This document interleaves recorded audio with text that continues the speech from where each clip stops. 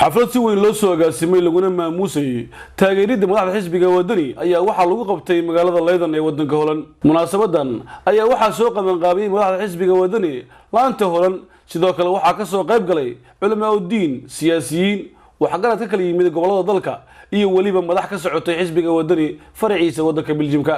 Dadkii ka soo qayb galay munaasabadan hadaladoodii waxaa kamid ahaa sidatan: xisbiga wadani waxa weeyaan laantiisa Holland sanad wali may gaarin wala taas oo tahay haddana ma sha Allah haday taageerayaal tahay iyo haday wax qabatayba meel muuqday kaga jirtaa xisbiga wadani laamaha Yurub ka furan jirkan oo macnihiisu daaran yahay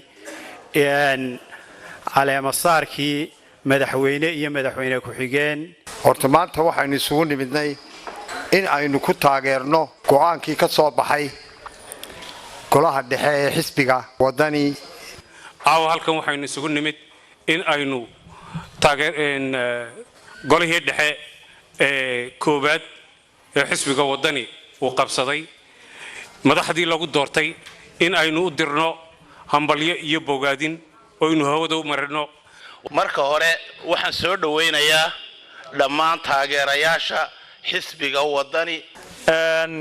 kulley waa sida la inii sheegay anagu waxaan casuumad ka helay laanta Holland anagoo ka nimidnay Belgium aniga wafdi aan hogaaminayo oo halkan ay fadhiyaan. waxa la inaga filayaa wax qabad, waxa la inaga filayaa musuqmaasuqa oo aynu meesha ka saarno. sidoo kale waxaa qadka telefoonka uga qayb qaatay munaasabadan gudoomiyaha qaaradda Yurub ee xisbiga wadani Ahmed Ali Nahil. عليكم ورحمة الله.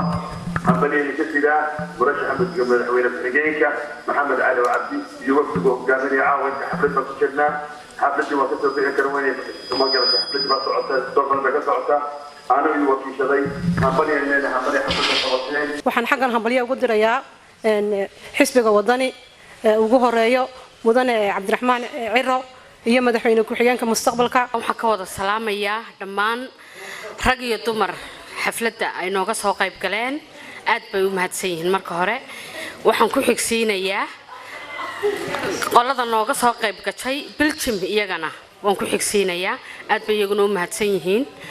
salaan kadib waxaan idin leeyahay gacanta hal is qabsado. Sidaal Asayr, Home Cable TV, Holland.